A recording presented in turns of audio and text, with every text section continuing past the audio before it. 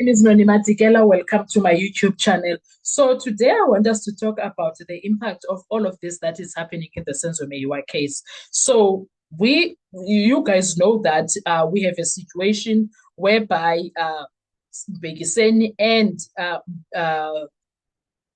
Absalom Zungu, Mbekiseni Dansi, who is one of the eldest brothers of accused number 2, Bongani Dansi, and Absalom Zungu, who is the father of Constable Zungu, who claimed that he was with the accused people, all 5 of them, at Foslo Rasi on the 26th of October 2014, and they all looked like they were edgy and dodgy. And when he looks back now, he sees that they were busy with the so-called crime of Senzo Meyiwa murder. Ne? Now, this is, I think I know I've done a video talking about what I'm linking this to. So please watch the previous video because it's going to help you understand this video, right? Yes. Now, the details on that previous video are one of the most legally significant aspects of what is unfolding in the Senzo Meyiwa murder trial. Because now the court is facing a strange situation that you have never seen in the sense of courtrooms in South Africa. Because the state investigation allegedly began because of information linked to Absalom Zungu and Mbekiseni Dansi, but the state itself did not originally call them as its own witnesses. That creates serious legal and procedural implications. Why this is a huge issue. In criminal procedure, especially in serious offenses like murder, the prosecution is expected to present a coherent evidential chain, meaning the state must show information, investigation, evidence collection, arrest, trial evidence. Now, here is the problem.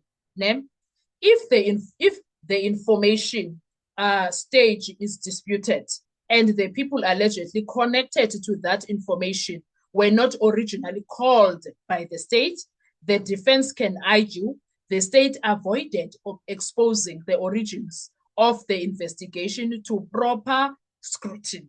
That is extremely dangerous. In criminal justice, the origin of investigation matters. Many people think police can just arrest people and later find evidence. But criminal procedure does not work like that. Courts eventually examine what triggered the investigation to begin with. Okay? The trigger point, remember? Trigger point, yes. It needs to be examined. Whether the court also needs to examine whether police acted lawfully, whether profiling was justified, whether there was contamination, whether there was suggestive identification, and whether investigators developed tunnel vision. If the starting point itself becomes questionable, the defense can attack everything that followed. This is where now fruits of the poisoned three type arguments start appearing. South African law does not use the American phrase formally the same way, but the constitution principle is similar. Under Constitution of South Africa, Section 35, and criminal procedure fairness principles, the court can examine whether evidence was obtained improperly, rights were violated, or investigations became unfairly contaminated. The defense is slowly building an argument that the investigation may have become structurally contaminated, not necessarily fake from day one, but procedurally compromised. Now, why the state not calling them is important. Normally, if witnesses are central to the origin of the case, profiling, arrest, or investigative direction, the prosecution would want to call them early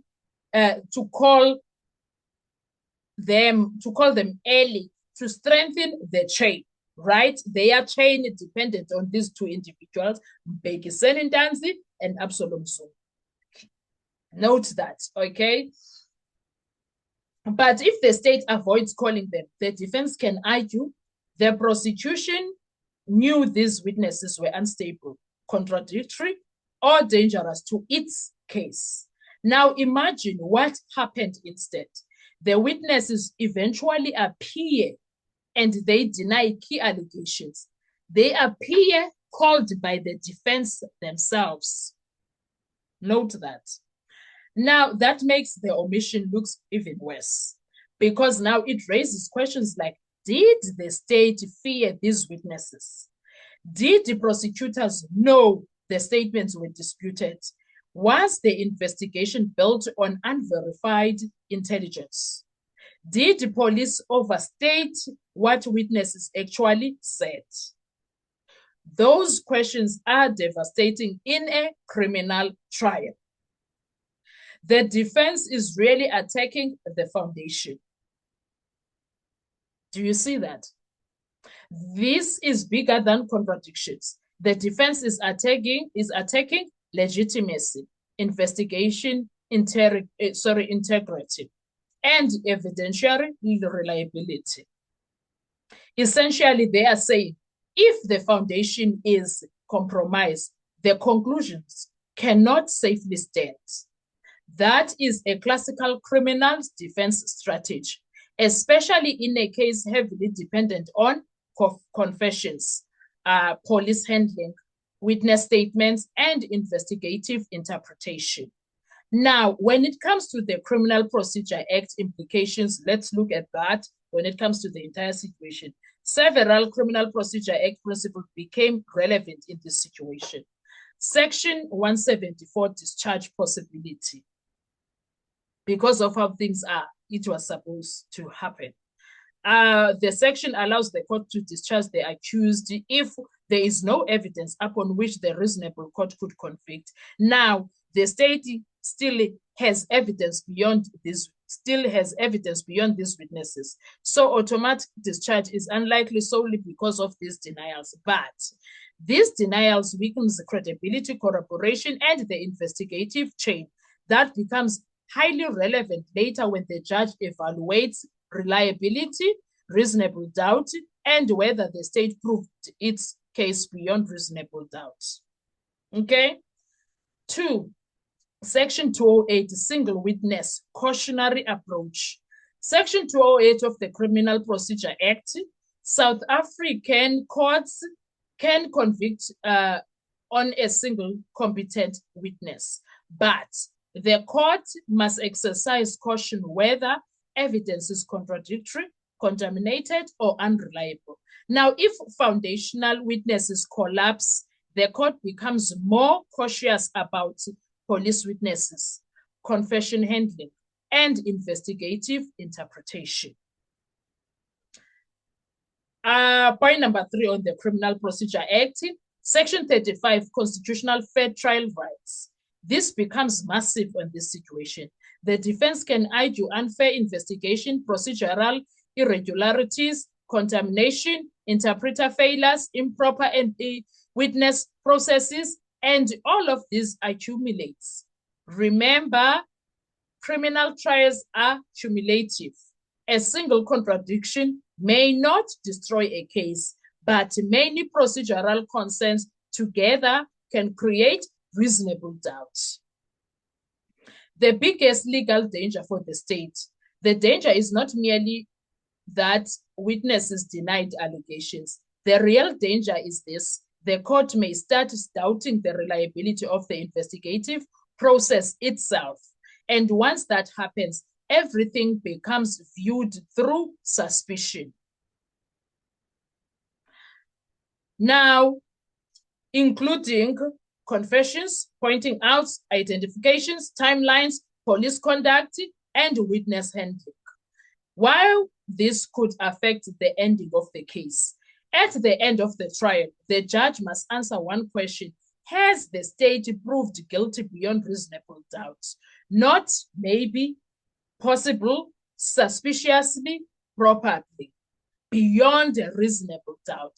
Now imagine a judge reaching final judgment while remembering foundational witnesses denied allegations, original statements were disputed, interpreter controversies existed, confession procedures were attacked, provenance questions emerged, police conduct was challenged, and investigative origins became uncertain. That combination creates fertile ground for acquittal arguments. Yebo. Now the defense real end game here. The defense appears to be building towards the final proposition. Compromise investigation plus unreliable origins plus procedural irregularities is equal to reasonable doubt. That is the larger war being fought, not merely this witness slide, but the system that produced this prosecution cannot safely be trusted.